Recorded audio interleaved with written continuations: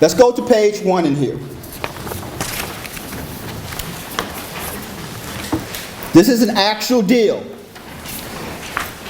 that came across our desk.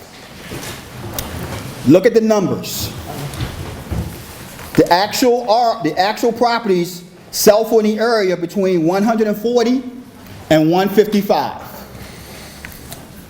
The homeowner said it needed $10,000 worth of repairs. They owned the property for 2 years. How much do they owe on the mortgage? $140,000.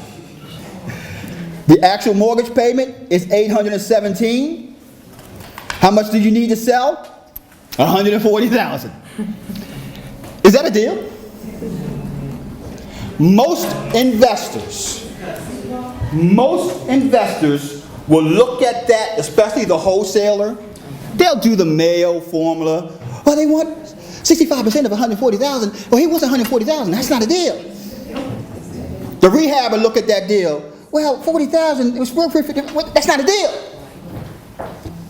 When we look at it, when our mastermind students look at this deal, we look at it and say, okay, the property will rent for $807. The property mortgage balance is $817, right? The person wants $140,000 for the property. Ooh, let's see. He doesn't have any debt on the property other than the mortgage. The person has a nice mortgage area because the property in the area rent for around $1,100. The only issue is what he wrote down here in the comments. He rented the property for 5 months and it had been vacated. Property trashed and the place needs about $10,000 worth of repairs. The actual property needed about $5,000 of repair. Actually, $4,700 was the actual repair number. What we did on this deal right here, we actually took the property over by way of, and here's the creative part about it. Think in terms of this. A person is telling you what they want, but you got to drill down to what they need. The mortgage payment was $817. The owner wound up taking $600. Why? Because we thought in terms of, I'm going to help you and throw you a life jacket, but I'm not going to drown with you. That owner had an issue that was coming up where they did not know if they would be able to make the payments in the future. And he was worried about whether or not he'd be able to make payments next month. So when he looked at that dollar amount and say $817, I come to him and say, well, we'll pay $600 of that. And we'll actually do what we call a guaranteed rent program on your property. The guaranteed rent is this. We'll rent the property for a flat dollar amount for 2 years at $600 a month. When we rent the property to you for 2 years, we'll have an option to buy after the end of year 2. What we did with the property was this. We put $5,000 worth of repairs in the property. We actually took the property, we created 4 rooms in the property. We're currently renting the property out for $2,400 a month. So, $600 goes to him, $1,800 goes to us, minus the repair amount, we broke even in less than 6 months. Everything after that was profit, and is profit. That's what I'm talking about, thinking outside of the box. There's a boatload of deals like this out there. A boatload. Even if we gave the person the $800 a month, we could have still rented the property out for the $2,400. That person was saying during the conversation, they told us how to buy the house. I know in the next couple of months I'm going to have an issue with this mortgage payment. Building rapport. I've been trying to rent it for 4 months. I haven't been able to because I don't have the money to do the repairs. Listen more than you speak. The homeowner will tell you how to buy the house.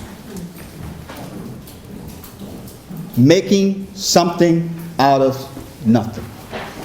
So just trying to make sure I understand this. So basically, you didn't buy a house for you guys won a contract for the option to buy a house for 2 years. It's called a, we call it, well, in commercial realm, they call it master leasing. I've coined a phrase, guaranteed rent, with an option to buy. Right, so you pay the rent for 2 years, Mm-hmm. option to buy after the end of 2 years. What happens if it's an option to buy for 2 years? Hence the word option. Right. I can choose to execute my option. I can choose to go ahead and say, hey, Mr. Jackson, you've liked the money you've been getting every month for the last 2 years. What if I give you another $100? We do another 2 years.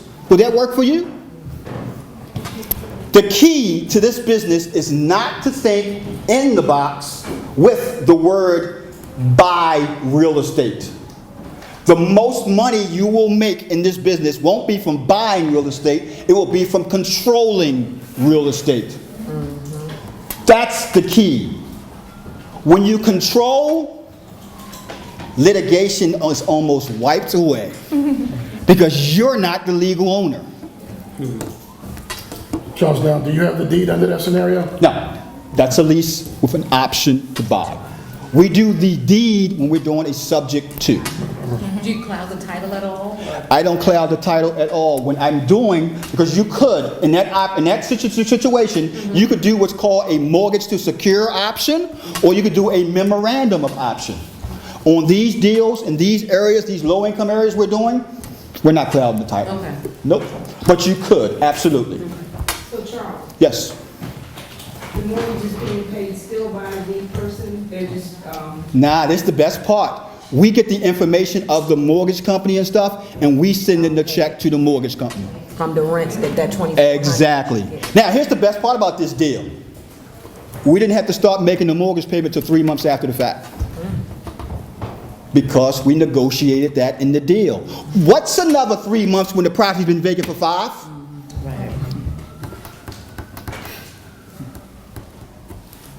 How do you keep it from not being vacant? What did you do differently that the owner didn't do? Marketing. I thought he split up the rooms. Yeah. No. Well, Rented out rooms. the one thing was, and speaking in order, we did the repairs. Remember, it's about $5,000 for repairs. We did repairs. The second thing was marketing. People, and we used the strategy of a boarding house, 4 rooms. So we marketed out, thinking in terms of a pizza. What's the best way to get the highest value from a pizza? You sell it by pieces. The same way with houses. If you want to think about how you can get the most income from a house, you break it up. So we broke that house up into 4 rooms, and that's how we did it. And But that's we huge, because in And what did it start Baltimore, out you at? can't do that every. started out as a regular rental, I mean, how many rooms did you have? 3 bedrooms, 1.5 baths. Yeah, but you can't do that Yes. everywhere, did so. the people share common, Virginia, we had a common living room, and it was a common kitchen and common bathroom. But think about this. How many people usually live in the average single-family house, 3 bedrooms, 1 bath? 4 or 5. 3 or 4, right? Each room, maybe, and the husband is living in the room with the wife, right? So you got 3 bedrooms, you got 2 adults and 2 kids. That's 4 people, right? In a 4-bedroom boarding house, how many people is it? It's still 4. It's still 4 people sharing the same common area. right. There's no difference. Is there somebody always at the house to take care of problems? Virginia, you got some great questions. Let me tell you how we do it. We've done this system, and we've got about 6 or 7 other investors that's running our system across the country, because this is one of the systems that we brought out probably about 5-6 years ago. It's with our tenant placement system. It's the guaranteed rent. And the way we do it with boarding houses is that we would either make a person in that boarding house responsible for helping the boarding house or keeping the boarding house clean by giving them a discount off their monthly rent, or we'll have the person that's in charge of collecting the rent get that as part of a fee for collecting the rent, keeping the property clean. But we also let all the tenants in the house know that they're responsible for cleaning the property up. The key, Like mowing the lawn or something like that? exactly. The key to being a successful landlord is knowing how to manage your tenants. That's the key. And what I mean by that is, you have, and I don't want you to take this word too wrong, but you have to train your tenants like you train your children. If rent is late on the 5th of the month, if rent is late on the 5th of the month, on the 6th of the month, you file for eviction. You have to go to your properties and look at your properties and make sure they're being upkept. You cannot depend on anyone, and no knock to property managers, because some property managers do a damn good job. But at one time, I used to manage my own inventory of properties. It was over 280 apartment units, 37 apartment buildings in downtown Baltimore, and no one is going to take care of your properties better than you. And the minute you think if the minute you doubt that, is the minute you're going to start losing money out of your real estate. Because think about this one thing, and like I said, I'm not going to slight property managers because they do an admirable job. But as a property manager, the only way you can make money is when something goes wrong. In essence, as a property manager, you're working for tips. 10%, 8% of everything you collect. Then you have to look at that property and say, ooh, how can I make more money on it? Ooh, it needs a new stove. I'm going to tack $40 on top of that. It needs repairs. I'm going to tack $30 on top of that. That's the truth behind property management. The only way they can make true profits is either in volume or overcharge you on the work that needs to be done. Not unless you wanted to give them bonuses for doing such a good job. Yes. People builder right there. Yes. But that's something I learned years ago. The key to you making money as a landlord is becoming an expert at managing your managers. That's it. Yes. How do you ensure that the property owner actually pays their share? How do you say that again? Ensure that the property owner is actually paying their share in this example. Which one? You talking about the one I talked about earlier? Yeah, whether. I pay the mortgage payment. I send the mortgage into it. But you only were paying $600, right? No, I'm paying the actual amount of what the mortgage is paid. Okay. Yes. And then he's giving you $200? Yes. Got Mhm. it. Okay. How would that boarding house technique work in Baltimore, Washington, D.C.? You mean Washington, D.C., not Baltimore, Washington, D.C. No, I mean Baltimore or Washington. Okay. D.C. is, I don't know D.C.'s law in regards to boarding houses. I know Maryland's law in regards to boarding houses, and that is this. You as an individual who own a property can have up to 4 unrelated guests in a property at any one time. 4 is the max. The minute you go over 4, the minute you'll be classified as having to be a legitimate licensed boarding house. Stay under 4, you're good. Go over 4, you can get in trouble.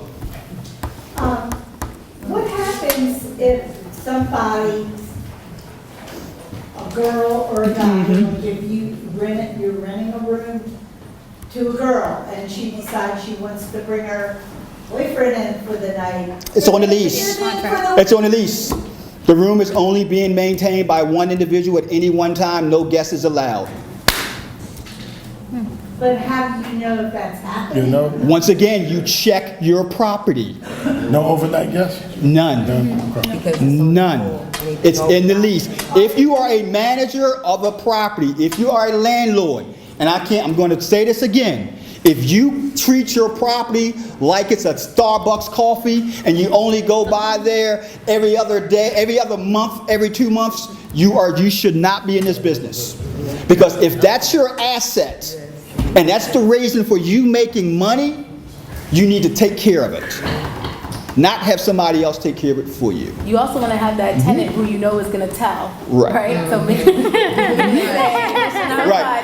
right? So you need to find who that tenant is who's going to keep you up to date on your properties too. You have to telltale. He's not a telltale.